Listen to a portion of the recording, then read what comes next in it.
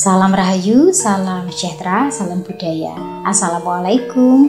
Halo dulur, mudah-mudahan sehat selalu nggih, lancar selalu rezekinya dan selalu dalam perlindungan Tuhan Yang Maha Esa. Amin. Dulur, tayangan kali ini saya akan membahas mengenai hal yang terjadi di zaman sekarang ini nggih. Mungkin panjenengan pun juga bertanya, kenapa ketika orang yang munafik dan orang jahat itu berjaya dan kaya raya, tetapi justru orang yang baik itu mengalami penderitaan? Monggo disimak dulur, menurut sudut pandang ilmu Jawa seperti apa? Wilujeng Rahayu, sugeng midhangetaken.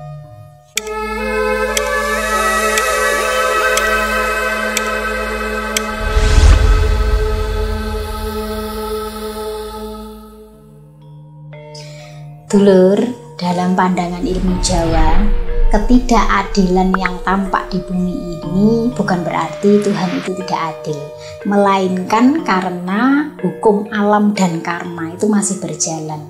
Dalam hal ini ya dulur, konsep sebab akibat dan laku prihatin itu menjadi pegangan utama dalam memahami fenomena ini. Mungkin panjenengan bertanya-tanya ya dulur, kenapa sih orang yang baik itu kok mengalami penderitaan, sedangkan orang yang munafik ataupun orang-orang yang jahat itu justru berjaya dan kaya raya. Nah, dalam hal ini sudut pandang dari ilmu Jawa nggih atas situasi di zaman ini seperti beberapa mungkin pertanyaan yang ada di benak panjenengan, dan saya melihat beberapa komentar yang mungkin panjenengan akan menemukan jawabannya nggih, kurang lebihnya seperti yang akan saya sampaikan ini. Contohnya seperti orang yang munafik mendapatkan kesuksesannya. Ada tidak? Banyak. Dan panjenengan juga pasti bertanya-tanya, kok bisa ya orang munafik itu justru malah mendapatkan kesuksesan, sedangkan orang yang jujur berada di jalan yang benar itu belum tentu mendapatkan. Itu bagaimana itu menurut pandangan ilmu Jawa atau filosofi Jawa? Kalau menurut pandangan agama pasti disesuaikan dengan keyakinan panjenengan masing-masing nggih. Ada penjelasannya masing-masing. Tetapi dalam konsep Jawa pun juga ada dulur. Mengapa kok bisa begitu? Lalu di mana letak keadilan Tuhan? Terkadang kan bertanya-tanya orang yang sudah merasa jalannya lurus, jujur, tapi dikalahkan oleh orang-orang yang munafik. Justru hidup mereka itu kadang lebih sejahtera, lebih sukses daripada orang yang benar-benar baik. Dulur, dalam filsafat Jawa, kesuksesan yang didapatkan dengan cara yang tidak baik, nggih, entah itu dengan kemunafikan ataupun dengan kejahatan, nggih, dengan seledingan, itu disebut dengan kesuksesan semu atau rezeki tumpang tindih. Artinya, kesuksesan itu hanya tampak di permukaannya saja, tetapi kosong. Dan sejatinya mereka ini sedang menanamkan benih kehancuran di masa depan untuk dirinya sendiri. Kosong gimana sih maksudnya, Fitka? Kan bisa merasakan kesuksesannya kok kosong. Dulur, hukum laku dan sangkan paraning dumadi, asal dan tujuan hidup mengajarkan bahwa kesuksesan sejati itu bukan hanya sekedar materi, tetapi juga tentang ketenangan batin. Sedangkan orang yang kesuksesannya didapatkan dengan cara yang tidak baik, dengan culas, kelicikan, kemunafikan, seledingan, dengan cara-cara yang tidak dibenarkan sesuai dengan ajaran agama yang dipegangnya, sudah dipastikan itu tidak membawa ketenangan batinnya. Toh kalau mendapatkan apapun yang diinginkannya, semua bisa diraihnya, tetapi akan selalu ada yang namanya hukum laku, di mana seseorang itu selalu mendapatkan yang namanya kegelisahan dari permasalahan hidupnya yang lain. Jadi kalau tidak dari apa yang didapatkannya itu, maka sesuatu yang di luar itu dia akan merasakan yang namanya kegelisahan. Permasalahan apapun itu, kalau mungkin kesuksesannya berupa harta yang didapatkan dari kemunafikan, maka nanti permasalahannya mungkin dari asmaranya, mungkin dari hubungan sosialnya, atau mungkin dari jiwanya yang tidak pernah puas atas apa yang dimilikinya. Ngerangsang terus, geenek lereni mandeki akan duniawinya. Dan itu membuatnya terus khawatir dulu. Orang kalau mendapatkan kesuksesan dari sesuatu yang tidak benar, itu hidupnya itu tidak tenang karena khawatir, takut nanti tiba-tiba apa yang didapatkannya itu hilang, takut kalau tidak langgeng, takut kalau tidak bisa selama berada dalam genggamannya. Akhirnya terus melakukan sesuatu yang mana meskipun itu menyimpang dari keyakinannya sendiri, tetap diterabasnya. Bahayanya orang yang seperti itu, kelak hati nuraninya itu makin lama makin terkikis, terkecuali kalau dirinya sudah mendapatkan hidayah dari Tuhan. Selanjutnya, ini yang lagi viral dan ini juga membuat banyak orang resah, di mana seseorang jadi berpikir nih, kenapa koruptor itu hidupnya kok jaya ya, kaya raya, bisa menikmatinya tanpa peduli dengan yang namanya dosa. Seolah-olah koruptor itu tidak takut dengan yang namanya dosa, karma, dan apapun itu, bahkan hukum yang nyata-nyata bahwa seorang koruptor itu akan diadili demikian-demikian. Mengapa tidak ada yang takut? Tapi kenapa hidupnya itu jaya ya? Dia bisa menikmatinya bersama keturunannya. Jadi gini dulur, ada pepatah Jawa yang bunyinya menang tanpa ngasorake, sugih tanpa bondo, mulya tanpa penggawa, mulya tanpa rekoso. Artinya, kejayaan sejati tidak harus diperoleh dari harta yang berasal dengan cara licik. Dulur, para koruptor mungkin menikmati hasil curiannya, tetapi dalam filosofi Jawa, mereka itu seperti meminum racun secara perlahan-lahan, yang mana mungkin sekarang ini tidak merasakannya dampaknya, tidak tampak di permukaan, tetapi pasti pada akhirnya akan menerima akibatnya. Tidak ada dulur setiap perbuatan yang tidak ada perhitungannya. Walaupun di dunia panjenengan tidak bisa menyaksikannya, tidak tahu hukuman apa sih yang koruptor terima, tetapi di alam berikutnya itu pasti ya pengadilannya itu ada. Karena begini dulu, di dunia itu kadang memang surganya orang-orang culas. Mereka kadang tidak percaya yang namanya dosa, pembalasan, karma. Nah, bagi kita yang memiliki iman, percaya bahwa di hari akhir itu ada yang namanya pembalasan dari apa yang dikerjakan selama di dunia. Kalau tidak ada itu, maka semua orang itu tidak ada yang mau berbuat baik. Karena meyakini bahwa kelak ada pembalasan itu, makanya orang-orang yang beriman itu bisa menahan diri dari perbuatan-perbuatan yang memang dilarang. Terkadang dulur, kalau memang apesnya itu bisa disaksikan oleh banyak orang di mana dia dihinakan atas perbuatannya. Sejatinya dulur, orang yang melakukan perbuatan salah itu tidak ada dulur yang tenang tuh. Pasti was-was nih. Mungkin kita melihatnya kok masih tenang-tenang saja, tersenyum saja, karena mungkin dia merasa masih dalam keadaan yang aman. Tapi kalau backingannya tidak ada, dia itu sebenarnya juga punya musuh, di mana musuhnya itu juga tahu kartu asnya. Berikutnya, panjenengan mungkin bertanya-tanya, kok ada sih orang yang sombong justru rezekinya ini kok baik, kok lancar ya, kok mudah mendapatkan rezeki. Jadi begini dulur, dalam ilmu Jawa, rezeki itu juga bisa bagian dari ujian atau cobaan. Apakah seseorang ketika diberi rezeki yang berlebih dan mudah, pawaan beruntungan, dia menjadi seorang yang gumede, atau justru rendah hati karena merasa Tuhan ini sangat berbaik hati? Maka sebenarnya orang yang seperti ini itu sedang diuji, apakah dia bisa mengendalikan diri atau justru malah tenggelam dalam hawa nafsunya.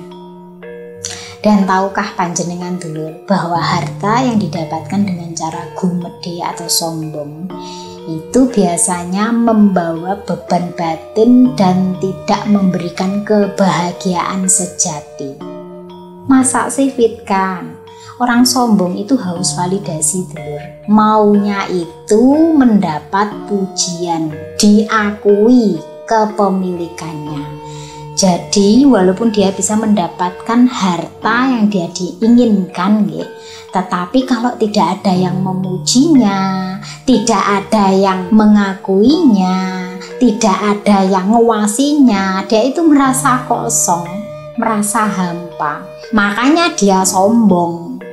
Harus pamer dong supaya egonya ini mendapat asupan makanan dengan cara memperoleh pujian. Mula panjenengan itu kalau ada orang yang flexing, pamer, itu jangan malah diagung-agungkan dulur. Itu justru malah membuat dirinya itu semakin lupa, semakin tenggelam dengan hawa nafsunya. Tetapi orang kalau rendah hati, semakin dia banyak rezekinya, semakin dia itu diam. Karena dia paham bahwa semua yang dia dapatkan itu ujian dan titipan. Terus ada lagi, mungkin panjenengan juga mengalami atau tahu sendiri, para penjilat lebih dihargai. Orang-orang yang suka cari muka, menjilat, sebenarnya dulur, ini merupakan ujian bagi mereka yang tunduk tanpa prinsip demi kepentingan pribadi mereka. Dalam filsafat Jawa itu mengajarkan becik ketitik olo ketoro. Kebaikan dan keburukan itu pasti akan nampak seiring dengan berjalannya waktu. Mungkin dulur, orang yang menjilat ini dihormati ya untuk sesaat apa yang dia lakukan. Tetapi sebenarnya mereka itu hilang harga dirinya. Dan pada suatu ketika saat sudah tidak dibutuhkan lagi, mereka ini ditinggalkan oleh orang-orang yang dijilatnya. Jadi dulur, kalau mungkin panjenengan di dalam dunia kerja menemui orang yang karakternya menjilat, kok dia lebih dihargai ya daripada orang yang kerjanya ini benar-benar jujur, benar-benar sesuai dengan tupoksinya. Lah, bagaimana menghadapi orang seperti ini? Biarkan saja dulur. Toh, becik ketitik olo ketoro itu pasti akan ada. Nanti kondisi mereka itu seperti gombal mukio loh dulur, yang mana sudah tidak ada harganya lagi kalau sudah tidak dibutuhkan lagi oleh orang-orang yang dijilatnya. Dunia ini berputar loh dulur, tidak ada roda itu selalu di atas, kalau enggak posisinya macet. Sepanjang roda berjalan, maka tetap akan yang merasakan yang namanya di bawah. Orang yang jadi penjilat walaupun dia dihargai, sebenarnya dia itu adalah keset. Karena apa? Dia ngelesetnya awake dhewe. Dia mau merendahkan dirinya sendiri hanya untuk mendapatkan suatu kepentingan pribadinya sendiri, posisi. Sedangkan orang-orang yang jujur apa adanya dan bekerja sesuai dengan apa yang memang menjadi bagiannya, kelak nanti akan terlihat sendiri. Kadang memang tidak harus dalam waktu singkat dulur.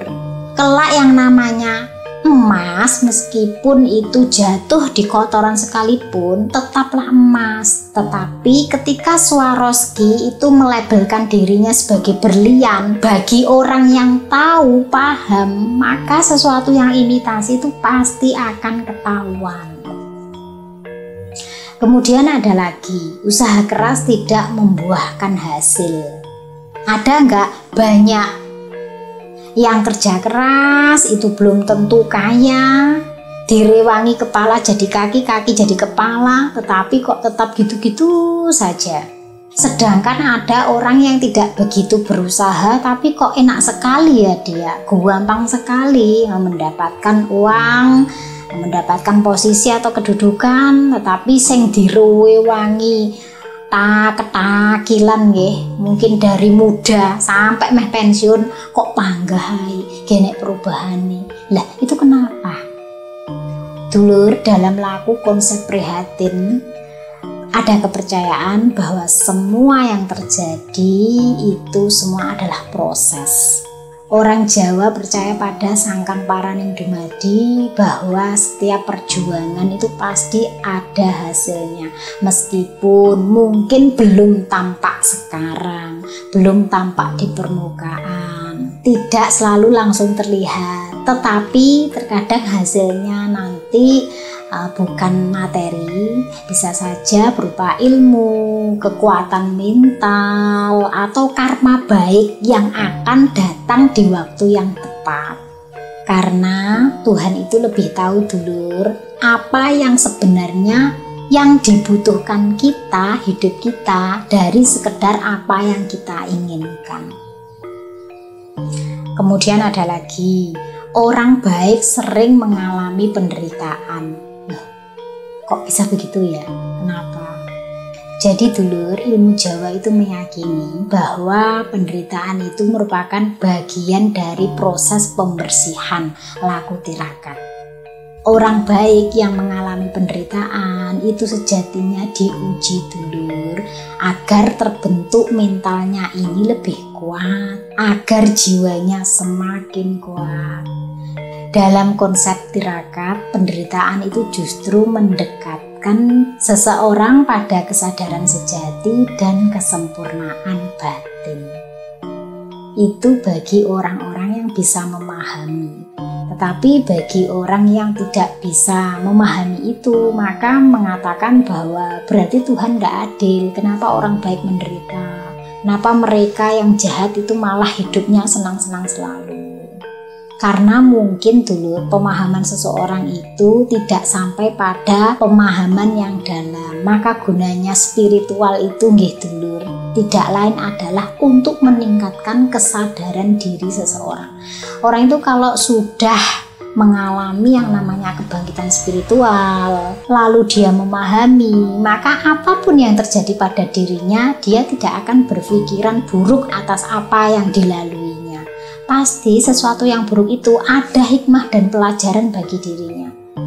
Nek wis kulino ngrasakne ngono kuwi biasane kuat, gak gampang tumbang.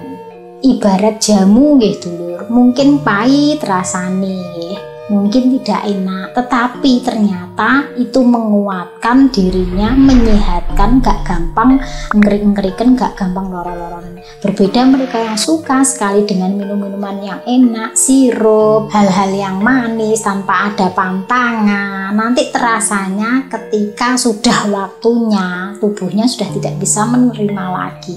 Saya ngenek garek nglimpangi, makprak iki. Jadi kesimpulannya dulur, ilmu Jawa itu tidak melihat dunia sebagai akhir dari segalanya. Ketidakadilan yang tampak itu hanyalah bagian dari siklus kehidupan cakra manggilingan. Apa yang terlihat sebagai ketidakadilan itu hanyalah kesabaran Tuhan dalam memberikan waktu bagi manusia untuk membuktikan dirinya. Oleh karena itu, bagi orang yang memahami filsafat Jawa itu tidak akan mudah iri atau merasa putus asa. Karena mereka percaya bahwa setiap tindakan itu pasti ada balasannya, meskipun tidak langsung tampak. Yang penting adalah tetap menjaga hati, bertindak dengan laku utama, perbuatan baik, dan yakin bahwa kebaikan itu akan kembali tepat pada waktunya. Saya Fitri Ika, salam rahayu.